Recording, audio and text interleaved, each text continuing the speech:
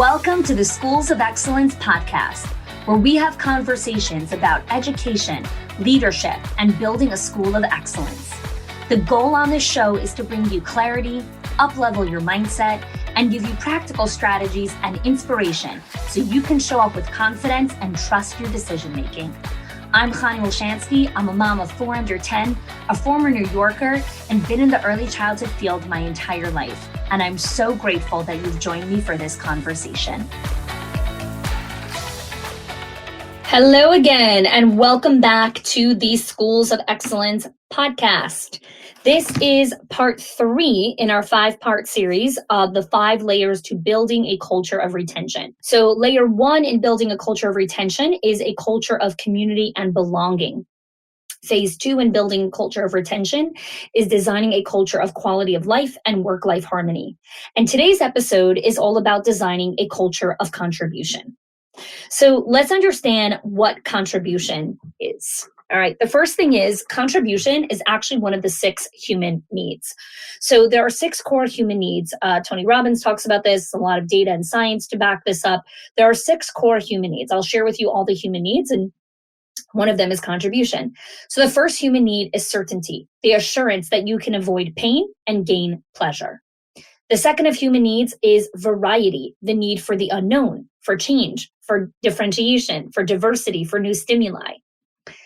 The third human need is significance, the need to feel unique, important, special, or needed. The fourth human need is connection and love, a strong feeling of closeness or union with someone. The fifth human need is growth, the need for expansion of capacity and capability of understanding. And the final human need is contribution, a sense of service and focus on helping others, giving and supporting others. So contribution is a core human need, okay? Now, what happens a lot is, and leaders say this all the time, I need to do this for my team so that they stay. I need to answer the door all the time so that they stay, which I talk about in episode 4 on the podcast, The Myth of the Open Door Policy. Leaders think that they need to always be available for their team so that they stay, right? All of this is about giving. This is not about them contributing. This is all about you giving more and more and more of yourself. Leaders think they need to give raises and bonuses and profit margins and 401ks and all of these things so that they stay, all in the name of so that they stay. Very few people have contribution as part of their retention strategy. There are very few leaders that you're going to find that don't have giving or breakfasts or gifts or bonuses as part of their retention strategy. Most people have that, right? They give the $5 gift cards, the lip gloss, the little, trinket-y things or whatever it is as part of their retention strategy. Here is another part of your retention strategy: contribution. People, the staff, giving to the organization. Now, I know this sounds like completely counterintuitive and like I flip everything on its head, right? Because usually we think that we have to give in order for them to stay. Well, that's not true all of the time. So I'm not saying never give to your staff, right? And I know I always have to create this preemptiveness because many times we listen to a podcast with an all or nothing mindset. It's what Esther Perel calls totalistic thinking. Totalistic thinking is this concept where we think it's either this or that. It's always or never. It's rarely true is something this or that, always or never. So when I say designing a culture of contribution, I'm not implying, never give anything to your team. Absolutely not. What we're talking about is designing an environment where staff can also contribute to the company culture. So let's look at, what does that look like? People don't want more work. People don't want more tasks. People want to contribute. Remember, contribution, when I defined it as one of the human needs, I didn't say tasks. I didn't say work. I said a sense of service and focusing on helping and giving and supporting others. That is very different than, here's your longer task list to contribute to the company. Nobody wants that. No one wants that. Everyone's to-do list is long enough. There is no pay in the world that will help people say, oh yeah, I'll take on more tasks. No one wants more jobs. But people do want to contribute. So, one of the things that I introduced at the Summit of Excellence last year in 2022, when we did that here in Florida, is the concept of a culture of contribution versus obligation. And there's a very, very distinct difference. And many, many times we get confused. And what we actually do is we subconsciously design cultures of obligation. And when we create cultures of obligation, people don't want to do more than what they're actually supposed to do. We want to design cultures of contribution. So I'm going to give you some very specific examples of the difference between the two of them. So let's give an example.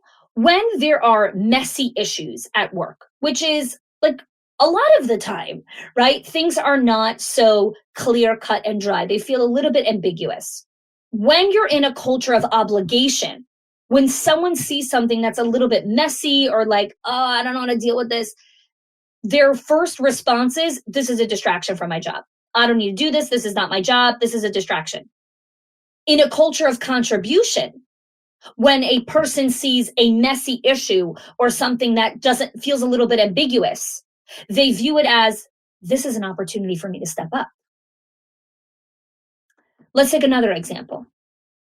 Unclear roles. So one of the things that we do in the survival stage inside of the Pyramid of Excellence, which is the roadmap that we give owners and directors when they join our Directors Inner Circle Owners HQ program.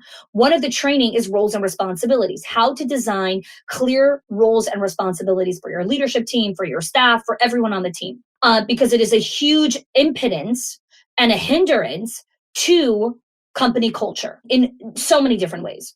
So unclear roles, right? Let's say you are in a transition period and you are promoting from within, you're hiring from without, you're kind of designing this team, and there's going to be a little bit of ambiguity in the roles, right? They're not going to be so clearly defined because it takes time to create it. So we have a unique training on how we go through it. And then we also have our advisory board run like clockwork, which is a whole operational infrastructure on how you help people execute on their new roles and responsibilities and how you design metrics to hold people accountable to what is in their role, right? These are all trainings that are inside of our membership. So when you have unclear roles in a culture of obligation, people are waiting to be told what to do. So in an unclear role, when you have a culture of obligation, people wait to be told what to do. Oh, no one told me, right? It's a very common thing you'll hear. In a culture of contribution, it's an opportunity to level up and provide leadership. So the person doesn't say, no one told me. There's a little bit unclear and they're like, oh, let me go ahead and take care of this. Obstacles and challenges. Is that common in childcare? Yes, that's common in every workplace. So in a culture of obligation, people view the lens that they view obstacles and challenges through is more hassle, more chaos, more time for me to be pissed off. In a culture of contribution, people view obstacles and challenges as a chance to do something better or different. Oh, here's a chance for me to try a new strategy. I'm going to give you two more examples. Moving targets. Hello, kids.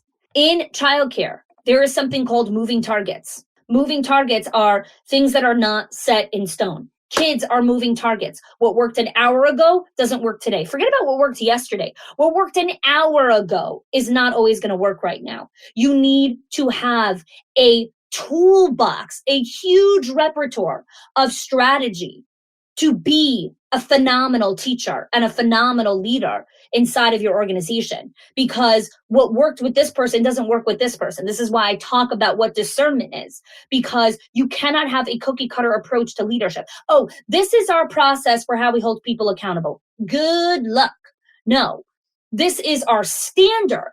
And then I have 50 different ways of how I'm going to enter this conversation. Because if this pathway doesn't work, I'm going to go from here. If the front door doesn't work, I'm going to go from the back door. If the back door isn't working, I'm going to go from the side door. If the side door doesn't work, I'm going to go from the garage. If the garage isn't working, I'm going to go through the window. There are so many different ways to enter a conversation. If you only know the front door way, you're screwed.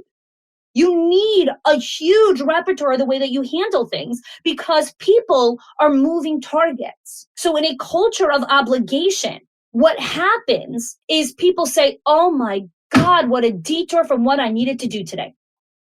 So they have their target. This is what I'm going to do today. The moving target comes in and now they're like, yeah, my day's all derailed. That is a culture of obligation. In a culture of contribution, the person views the moving target as, here is my chance to build new skill. Here is my chance to actually learn that there are 7 different windows of how to enter this person. There are 20 different other passages of how I can approach this situation. They learn to build skill and stamina and resilience. Not, my day was derailed. It's 8:42, but my day's derailed. Really? Your shift goes till 7, right? So designing the culture of contribution flips the mindset on its head. Okay, last one. In a culture, in an organization where there are unrelenting demands and changes in schedule, part of being in childcare is sometimes there's going to be a change in schedule. Your classroom is not going to be the place I need you because that classroom is understaffed. Your classroom has less kids. I need to cover ratios. I need you there. Changes in schedule. Oh, music teacher isn't coming today. Your time to be outside is actually going to be at 11 instead of 10:30. There are going to be changes in schedule. This is part of the reality of life. If you want the same thing over and over again, go work on a conveyor belt. When you are working with humans, and especially young children, there will be changes in schedule. That is part of the job that you signed up for. And so in a culture of obligation, people view the changes in schedule as, there's way too many changes, there are way too many things shifted, I'm out. In a culture of a contribution, people view it as, let's collaborate with each other. Let's see how we can support one another. You're short-staffed today, your classroom, but I'm going to need that tomorrow maybe, right? This is what it means to be in a culture of contribution. It's a sense of belonging and supporting and helping each other. Because guess what? Today I'm helping you, but next week I'm going to be the one in the bind. I don't know, right? Life is the circle of life. Today you're over here, tomorrow you might be here, next day you're over here. I don't know. You might be up here for 2 months. But then something happens in your life and you're down here and now you need people.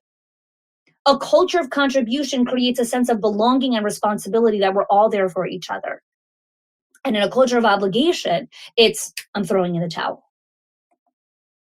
So I hope that what I've shared here so far is really helping you just change your perspective, like get a new pair of glasses and understand that when you are building culture, and we want a culture of retention, one of the layers is designing contribution as a mindset in our organization. And right now, you might have a mindset of obligation in the way that your team and yourself approaches the daily whatevers of the day. And so we want to flip and invite a new mindset of contribution into the organization. Why? Right? Why do we want contribution? So let's talk a little bit about why contribution helps. And then I'm going to help you go even further with some questions and how to build this new lens and this new perspective.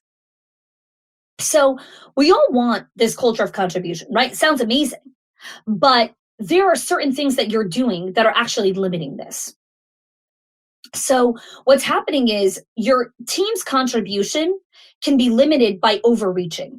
What is overreaching? Well, it's when one member or a few core team members try to do the bulk of the work. Okay. Now, every single one of you are listening to this has had an experience or is currently having an experience where you have been in a group project, in a relationship, in whatever, where someone on the team has done the bulk of the work. And that person might be you, or it might be someone else. But we've all had an experience where we've been in a project where someone has been doing the bulk of the work. I know I've done that in high school where I've been the leader of projects and I've taken on the bulk of the work. And then I get all pissy and resentful why no one else is doing anything. I've been on the flip side where I wanted to contribute, but I couldn't find an opportunity for me to step in and even just offer anything. So we've all been in those situations. Okay. So there are two things that happen when there's overreaching on the team. One, others step aside. My contributions don't matter. When I see you doing all the work, I am not needed. When I am not needed, why should I contribute? There is an immediate assumption, because your actions imply it, that you want to do all of the work. And this goes back to high school projects. This goes back to like everything. And so what happens is the person on the team who's overreaching hasn't discovered that they are sidelining team members and not allowing people to contribute.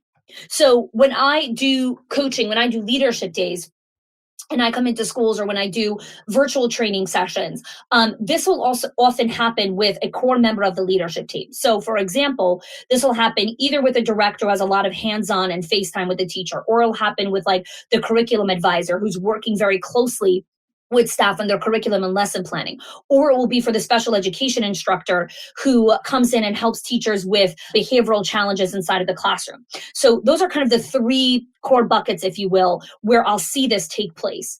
And so what will happen is this person is full of wisdom, is full of knowledge, is full of all of these things. And what's happening is they're doing a contribution to the meeting and sharing like, oh, Sam did this. Okay, so you could do this idea and you could do this and you could do this. And if you try this, then this can happen. And then, and they're giving all these ideas. And it comes from a beautiful place.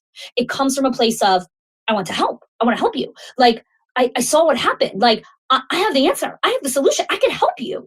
I can make your life easier. If anyone is listening to this and they have teenagers, okay, that doesn't fly very well in life. I know that you know what's best for your teenager. Your teenager doesn't give a crap. They don't want to hear it from you. They don't want to know that staying up till 1 o'clock in the morning and doing X, Y, and Z is not good for them. They don't want to hear that. They don't want to hear your advice and wisdom. They don't care. Well, your staff do not want to hear how to run their classrooms from you, the director, the classroom specialist, the advisor. They don't want to hear it. They don't want to hear it because the constant barrage of advice implies you are not capable to figure this out on your own. You are not smart enough to come up and contribute ideas of your own. So when I start challenging in these one-on-ones, in these leadership days, I'll often hear the first thing that I'll hear is, no, I always ask them, I'm like, well, what are your ideas? I'm like, no. Let's do a real role play of what happens, okay? A reality role play of what happens is you come in and you ask, this is the problem. Does anyone have any ideas? So sometimes people will share 1 or 2 ideas, or sometimes it'll be a venting session of all the ideas that they tried and didn't work, or you'll be silenced. Like, I don't know. That's why I'm in this meeting, for you to tell me what to do. And then that is your invitation to, oh, you see, I need to help these people. I need to share my wisdom. No, you don't. You need to ask a question. A question invites contribution. You need to pull it out of them. They are wise. They are smart. They are in the classroom. They know. But they're exhausted and they're tired and they're jaded and they're emotionally uncomfortable and they don't like this. And they're just like, just tell me what to do. It's just so much easier. I don't have to use my brain. I could use your brain.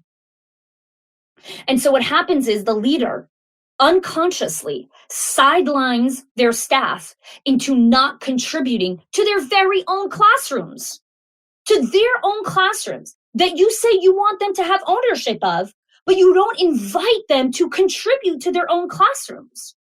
Now, again, this is not intentional. This is so important for you to understand. This is not intentional. But this is why you're listening to this podcast. This is why you're listening to the show. This is why people join the Owners HQ and the Director's Inner Circle, to disrupt their pattern of thinking, to show them there's a whole new way to approach this. This is why people hire me for leadership days, because we come in and we work this through. I rarely share ideas. You don't need more ideas. You need me to come in, open your brain, knock it out, and show you a bunch of different circuitry of the way that you can think. I don't need to teach you what to think. This is an invitation to teach you how to think. You have a brain. It is beautiful. It is smart. It is wise. It is full of incredibly life experiences. And the answers are inside of you. And the job and the role of a great mentor and a great coach and a great advisor is to ask great questions and hold space for the person to contribute to their own life. Contribute to their own life. And so designing a culture of contribution is about creating environments where the staff can contribute to their own classrooms, where you as the owner can help your directors contribute to their own centers, where your regional managers can contribute and lead whatever many centers or people that they're in charge of managing and leading. The goal is not for you to constantly give and give and give. No. It's to design a culture where people contribute. Because when I contribute to my classroom, now I have ownership of my classroom. Now I have pride in my classroom. Now I want to show up to my classroom. This isn't Stephanie's classroom where she gave me all these ideas and now I'm just a function or a puppeteer of all of her mastery and genius. No, this is my classroom. And when it's 9 o'clock in the morning or 6 o'clock in the morning and I woke up with a headache, guess what I'm going to do? I'm getting up anyways and I'm going to drink water and I'm going to come to school because actually I'm not sick. I'm just dehydrated. I just need some water. And I want to come to school because I want to contribute to my classroom. So I really hope this is disrupting the way that you're currently thinking about your culture of retention, the way that you're currently thinking about the way that you are leading and managing your own leaders, right? Like this is what we do in the Owners HQ. This is what we do in our legacy group, in our in-person days, like disrupting how you're approaching the everyday conversations, which I'm going to go into in a moment. So that's the first thing. When you are overreaching or someone on your team overreaches, people back out. Or the second thing that happens is you reach a breaking point. Your frustration at being left with all the work clouds your memories of how the hell did we get here? You start to lash out at others and they're like, didn't you want to do all the work? Didn't you want to do this? So if it's not the quantity of work that maximize team's contribution, that leaves the quality of work. And here is something that is very hard to understand. You are not good at everything. You're not. You're not. I promise you, you're not. You could be amazing. I think everyone is amazing, but you're not good at everything.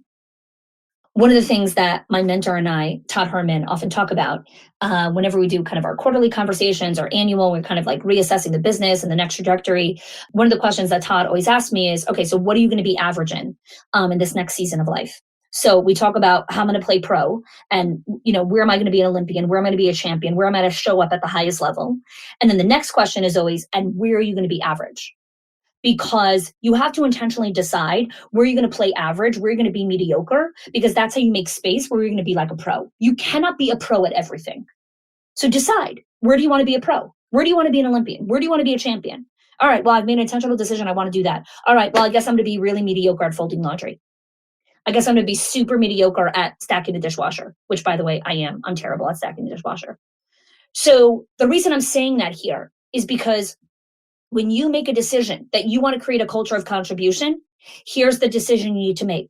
Where are you being a champion? Where are you going to be the Olympian? Where are you going to be that incredible leader? And where are you going to play average? Because that is the invitation for those people to step up and say, they're going to be champions there. I'm a champion here. My people are champions here. And their people are champions over there. Stop trying to be an Olympian in every area of your life. It doesn't work like that. Be a pro at very specific lanes and then be mediocre at everything else because nothing else matters, right? You have incredible team members that are Olympians and champions at that. So how do we improve a team's contribution? How do we design a culture of contribution? We get acquainted with the team's strengths and style preferences. How do they show up? What is their personality? What is their character? What are their behaviors? All of these things, which is something that I talk about in the Culture Tension Decoder, which is a whole series that I did previously and a series that I went in deeply at our live event and a concept that I go even deeper in our membership. We start to understand and decode people's strengths, people's weaknesses, their personal preference styles, how they like to show up, and then we create opportunities for contribution. So I want to shift here.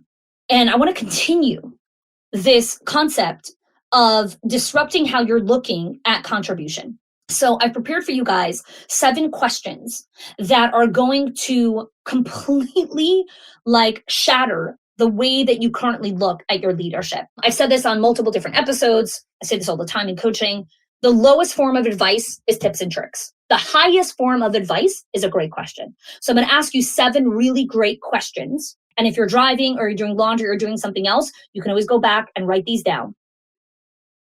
They're very powerful filters into what you're subconsciously doing, which is blocking what you really want. So you want a culture of contribution, but you've designed a culture of obligation.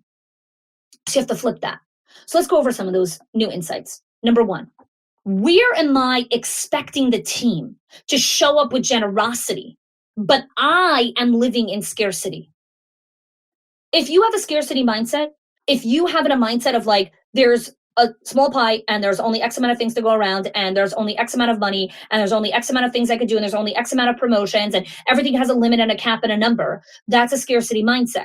But you want your team to be generous with their time, with their expertise, with their experience, with their whatever it is. It doesn't work.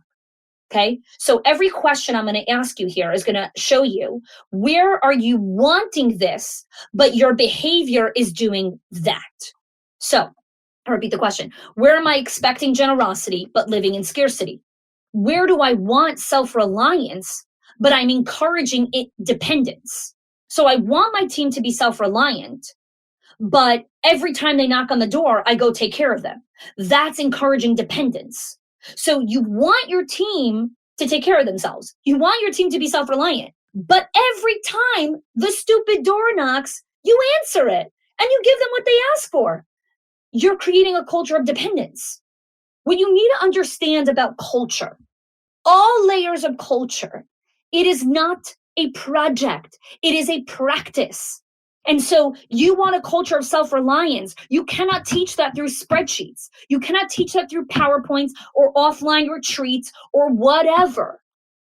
A culture of self-reliance is done through the ordinary moments and the day-to-day. That's what culture is. When someone knocks on the door and you answer it and you give them what they asked for, you are designing a culture of dependence. So if you want self-reliance, stop opening the door. And if you need help with that, go listen to episode 4, which is the myth of the open door policy. Let's go to number 3. Where do you want people to practice discernment, but you are going full steam ahead? So you want your team to slow down and think for a second, like, okay, what is the right answer here? Like, what is the best possible approach, right? You want them to practice discernment, but you are 1,000 miles on a railroad track going full steam ahead. That is a paradox. It doesn't work. If you want people to practice discernment, you have to slow down and practice discernment. Number 4, where do you want to see your team practice emotional regulation, but you tolerate adult tantrums?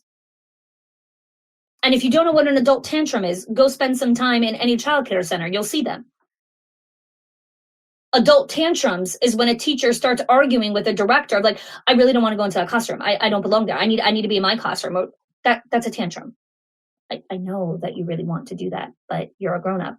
And being a grown-up means that sometimes you do things that you don't want to do. Welcome to grown-uphood. Let me teach you how to be an adult. You don't always get what you want. So sorry. So you want emotional regulation inside of your organization. You want people to know how to regulate their emotions, regulate their behaviors, just self-soothe themselves. But you tolerate adult tantrums. Doesn't work. Number 5, where do you desire accountability, but you allow excuses?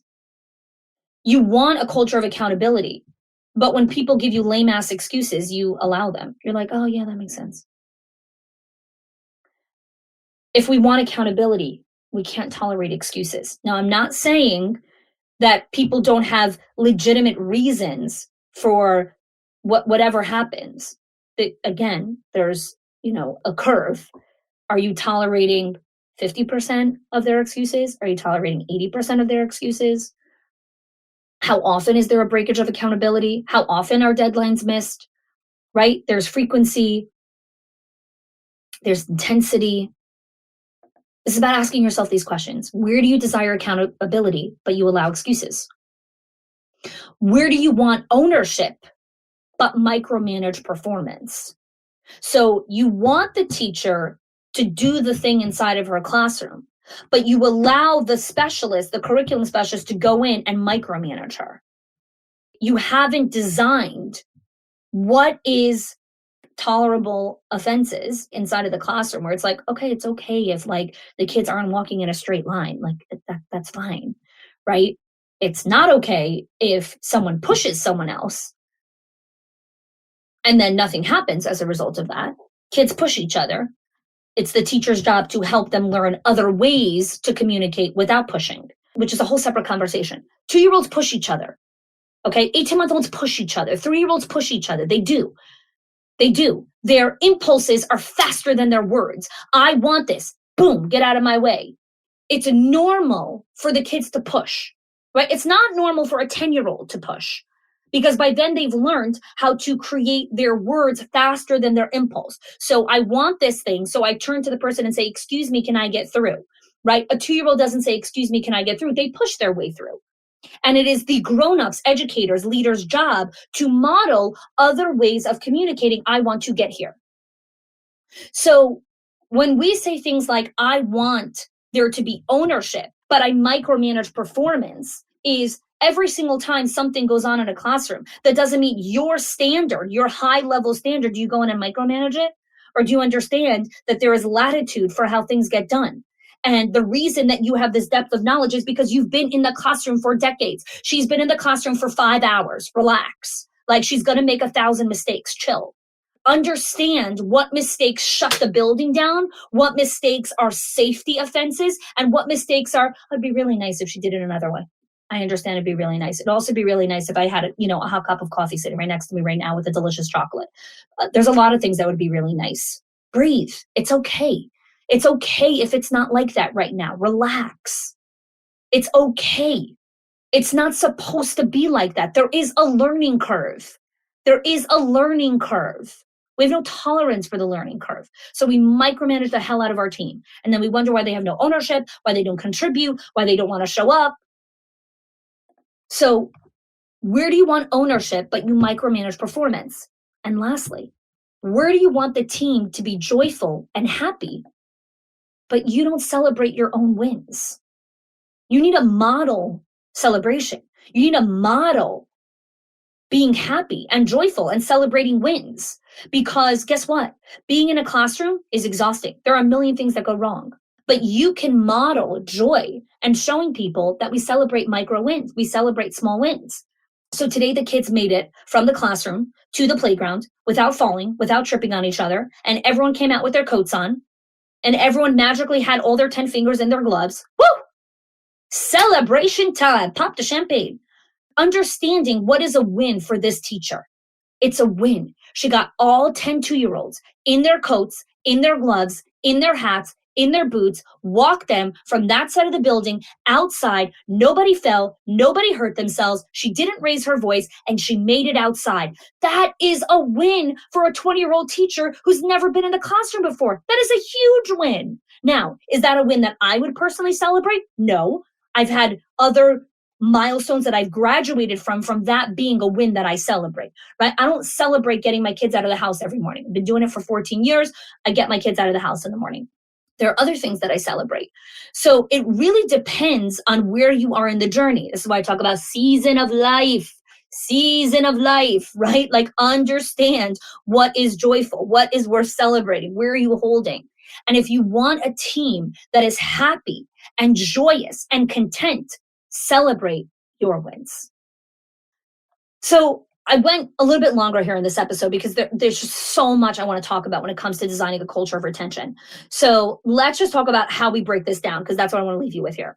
What gets measured gets improved, right? Famous quote from Pete Drucker. And so in the same way I talk about tracking gratitude, which is episode 3 on the podcast, creating a teacher roster of your staff and a roster of your leadership team with everyone's strengths, their hobbies, their talents, their growth paths, right? Like, what are your hobbies? What are some of your talents? Where did you go to school? What did you major in? What did you specialize in? Did you do any apprenticeship in certain places, right? Asking them these questions. I worked with an owner who had a new teacher on the team. And she asked the teacher to do a short presentation on the top science experiments, because this teacher worked in a science lab, for 2-3 years. And she learned some of the coolest science experiments to do with kids. And so she had her do a presentation. The teachers loved it. And what was so amazing is this was a new teacher. And this was a powerful gateway for her to make new friends and build relationships with other staff. So many times owners will tell me, a teacher would never, just create a presentation during a staff meeting. I would have to pay her for it. No, you don't. She was so happy to do it. She loves science. She was happy to create a 30-minute presentation and share what she loves to do. Again, going back to my question, where do you want people to be generous, right? The teacher is being generous, but you live in scarcity. You live in this mindset of, I got to pay her for that. I got to compensate her for that.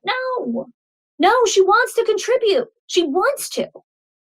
So creating a growth path, right? Creating the strengths, the hobbies, the talents, and then tracking. Is every single teacher being invited for an opportunity to contribute at least once every 90 days? And with a smaller team, once every 30 days. So many leaders get hung up on, really want the teacher to take more initiative. Teach them how to do that. Invite them how to step up. Show them the skills of how we do this. When you invite them and say, I would love for you to do this. I would love to invite you to do this opportunity. They do it. They do a great job. It builds their confidence. Now they have the confidence skill. And now we continue to create more invitations. And now they build the skill. And eventually they start to be the person that takes initiative. So if you want your team to contribute, if you want your team to take these initiatives, follow these simple but difficult to implement strategies. And if you want support on the roadmap of how to do it, of how we track it, of how we have these conversations, right? Because again, this is not a project, it's a practice. Then I would love to invite you to apply for our Owners HQ, for our Directors Inner Circle program. This is what we do. This is what we specialize in Schools of Excellence. We specialize in building cultures of retention, building all of these cultures, all of these layers. And I would love to have the opportunity to work with you if it's a good fit. And that's why we have an application. So click the link in the show notes, check it out. Thanks so much for joining us here today. Next week, we are going to go over the fourth layer of building a culture of retention, which is designing a culture of accountability and feedback. Thanks so much for joining us. If you are loving the Schools of Excellence podcast and have gotten any value out of it for your school, I would love if you can do two things for me. One, subscribe to the show so you never miss an episode. And two, can you please leave us a review? Reviews help other school leaders know that this is the place to learn how to build a school of excellence. And I would be so grateful if you can do that for us. Your help and support makes this show to be able to be listened by the thousands of other school leaders all around the world. Thanks so much for listening, for giving us your time and attention each and every week. And I appreciate that you have joined us.